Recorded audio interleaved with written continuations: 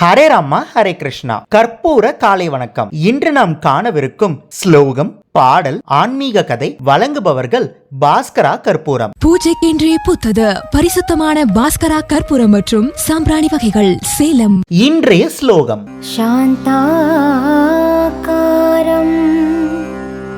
புஜகசயனம் பத்மநாபம் சுரேஷம் விஸ்வாதாரம் ககனசத்ருஷம் மேகவர்ணம் சுபாங்கம் லக்ஷ்மீகாந்தம்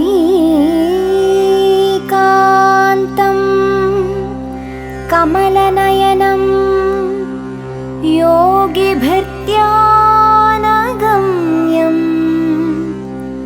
வந்தே விஷ்ணும் பவபயஹரம் சர்வலோகைகநாதம்.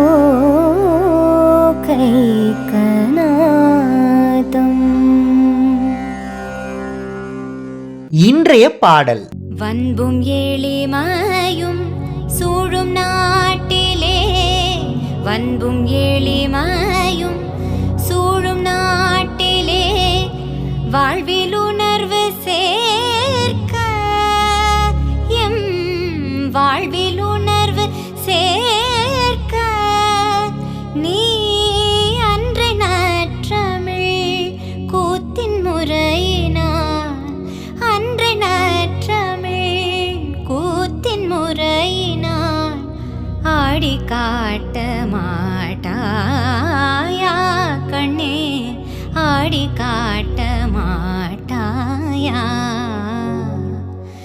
துன்பம் நேர்கையில் யாழெடுத்து நீ இன்பம் சேர்க்க மாட்டாயா, எமக்கின்பம் சேர்க்க மாட்டாயா. அன்பில்லா நெஞ்சில்,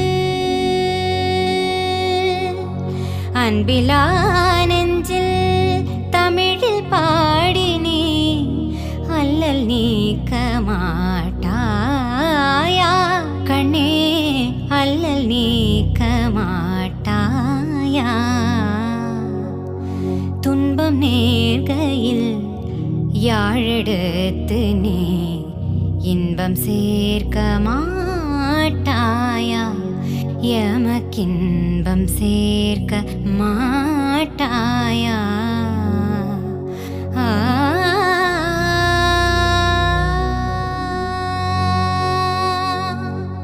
இன்றைய ஆன்மீக கதை. ஹரே ராமா ஹரே கிருஷ்ணா. இன்று நாம் பார்க்கவிருக்கும் ஆன்மீக கதை, மகாபாரதத்தில் எத்தனை ஸ்லோகங்கள் உள்ளது. நம்ம போன கதையில மகாபாரதம் யார் எழுதினாங்க அப்படின்றது பார்த்தோம். அதாவது வேதவியாசர் சொல்ல சொல்ல விநாயக பெருமான் தான் மகாபாரதத்தை எழுதினாரு.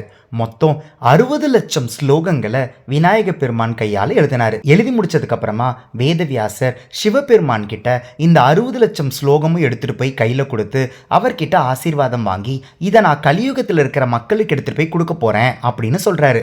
உடனே சிவபெருமான் ரொம்ப சந்தோஷம், எல்லாருக்கும் உதவியா இருக்கும், எடுத்துட்டு போய் கொடு அப்படின்னு சொல்றாரு. வேதவியாசர் எடுத்துட்டு போயிட்டு இருக்கும்போது போற வழியில தேவர்கள் வேதவியாசரை நிறுத்தி அந்த 60 லட்சம் ஸ்லோகங்களை வாங்கி அதை படிச்சு பார்த்து தேவர்கள் சொல்றாங்க, நாங்கள்லாம் தேவர்கள், பூலோகத்துல இருக்கிறவங்கலாம் மானிடர்கள் அப்படின்னு ஏன் சொல்றாங்க அப்படின்னா, எங்களுக்கு தேவ ரகசியங்கள் எல்லாம் தெரியும் அப்படின்றதுக்காக தான் இந்த மகாபாரதம் 60 லட்சம் ஸ்லோகங்களையும் எல்லாருமே படிச்சுட்டாங்கன்னா எல்லாருமே தேவர்கள் ஆயிடுவாங்க, அப்புறம் எங்களுக்குன்னு என்ன இருக்கு, அதனால 30 லட்சம் ஸ்லோகத்தை எங்க கிட்ட கொடுங்க அப்படின்னு சொல்லிட்டு அந்த 60 லட்சம் ஸ்லோகத்திலிருந்து 30 லட்சம் ஸ்லோகத்தை அவங்க எடுத்துக்கிறாங்க.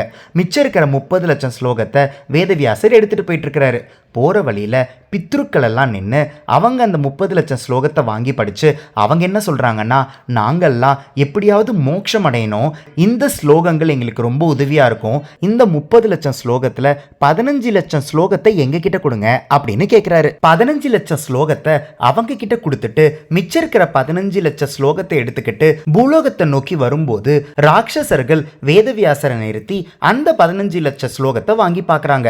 வாங்கி பார்த்துட்டு அவங்க என்ன சொல்றாங்கன்னா, ராட்சசர்களா, எங்களோட வேலை என்னன்னா மக்களை தப்பு செய்யறதுக்காக தூண்டணும், அதையும் மீறி அவங்க நல்லவங்களா இருக்காங்களா அப்படின்றது தான் எங்களுக்கு கொடுக்கப்பட்டிருக்கிற வேலை. ஆனா இந்த ஸ்லோகத்தெல்லாம் ஜனங்க படிச்சுட்டாங்கன்னா அவங்கள தப்பு செய்ய எங்களால தூண்டவே முடியாதே அப்படின்னு சொல்றாரு. அப்படின்னு சொல்லிட்டு இதுல இருக்கிற 14 லட்ச ஸ்லோகத்தை எங்க கிட்ட கொடுத்துருங்க அப்படின்னு சொல்லிடுறாரு. சொன்னதுக்கு அப்புறமா வேதவியாசர் கிட்ட கொஞ்சம் கொஞ்சமா அங்க இருக்கிற இங்க இருக்கிற மிச்சத்தெல்லாம் சேர்த்தும் போது 1,25,000 ஸ்லோகம் மட்டும்தான் இருக்கு. அந்த 1,25,000 ஸ்லோகத்தை வேதவியாசர் மறுபடியும் சிவபெருமான் கிட்ட எடுத்துட்டு போய் காமிச்சு, இது நியாயமா சிவபெருமானே, நான் எவ்வளவு கஷ்டப்பட்டு விநாயக பெருமானை வச்சு இத்தனை ஸ்லோகங்கள் எழுதின, மறுபடியும் அவர் எழுதக்கூட மாட்டாரு. அவர் எழுதின 60 லட்சம் ஸ்லோகங்கள்ல இப்போ வெறும் 1,25,000 ஸ்லோகம் மட்டும்தான் பாக்கி இருக்கு அப்படின்னு சொல்றாங்க. சொன்ன உடனே சிவபெருமான் என்ன சொல்றாருன்னா, வேதவியாசரே, நீங்க கலியுகத்தில் இருக்கிற மக்களுக்காக இதை எடுத்துட்டு போறீங்க. கலியுகத்தில் இருக்கிற மக்கள் ஆவரேஜா 120 வயசு வரைக்கும் தான் உயிரோடு இருப்பாங்க. 3 வயசுல இருந்து இந்த மகாபாரதம் 1,25,000 ஸ்லோகத்தை படிக்க ஆரம்பிச்சா கூட 120 வயசு வரைக்கும் படிச்சா கூட இதுல இருக்கிற முழு விஷயத்தையும் அவங்களால புரிஞ்சு கத்துக்க முடியாது. அப்படி இருக்கும்போது இதுவே அவங்களுக்கு ஜாஸ்தி தான், இருக்கிறத எடுத்துட்டு போய் கொடு, அதனால எவ்வளவு பேர் பலன் அடைகிறாங்களோ அடையட்டும் அப்படின்னு சொல்றாரு. உடனே வேதவியாசர் நம்மளுக்கு எடுத்துட்டு கொடுத்தது தான் அந்த 1,25,000 ஸ்லோகங்கள் கொண்ட மகாபாரதம். இதுல இருந்து நம்ம முக்கியமா என்ன தெரிஞ்சுக்கணும் அப்படின்னா, மகாபாரதத்துல தேவ ரகசியங்கள் இருக்கு. அது மட்டும் இல்லாமல் மகாபாரதம் படித்தா மோட்சம் அடைய முடியும். அது மட்டும் இல்லாமல் மகாபாரதம் படிச்சுட்டா யாராலையும் நம்மளை தப்பு செய்ய வைக்கவே முடியாது அப்படின்ற விஷயத்தெல்லாம் நம்ம தெரிஞ்சுக்கலாம். உங்களுக்கும் புரிஞ்சிருக்கும்னு நினைக்கிறேன். இன்று நாம் பார்த்த ஆன்மீக கதை மகாபாரதம் எத்தனை ஸ்லோகங்கள் கொண்டது. இந்த கதை உங்களுக்கு பிடிச்சிருந்தது அப்படின்னா இந்த வீடியோவோட கமெண்ட் பாக்ஸ்ல கற்பூர காலை வணக்கம் அப்படின்னு பதிவிடுங்க. நாளை இன்னொரு ஆன்மீக கதையில உங்களை சந்திக்கிறேன். ஹரே ராமா, ஹரே கிருஷ்ணா. பூஜைக்கென்றே புத்தது பரிசுத்தமான பாஸ்கரா கற்பூரம் மற்றும் சாம்பிராணி வகைகள் Salem. ECG cards, Ramayana Mahabharata playing cards. Ramayana மகாபாரதத்திலிருந்து 108 கேரக்டர்ஸ் பத்தி நீங்க நிறைய விஷயங்களை தெரிஞ்சுக்கணும்னா இந்த ப்ராடக்ட் உங்களுக்கு தான். இது ஒரு பிளாஸ்டிக் பிளேயிங் கார்ட்ஸ். ஒவ்வொரு கார்டையும் இண்டிவிஜுவலா ஸ்கேன் பண்ணி அந்தந்த கார்டுல இருக்கிற கேரக்டர் பத்தி யூடியூப்ல தெரிஞ்சுக்கலாம். ஒவ்வொரு குழந்தைங்களும் கத்துக்கிட்டே விளையாடலாம், விளையாடிக்கிட்டே கத்துக்கலாம்.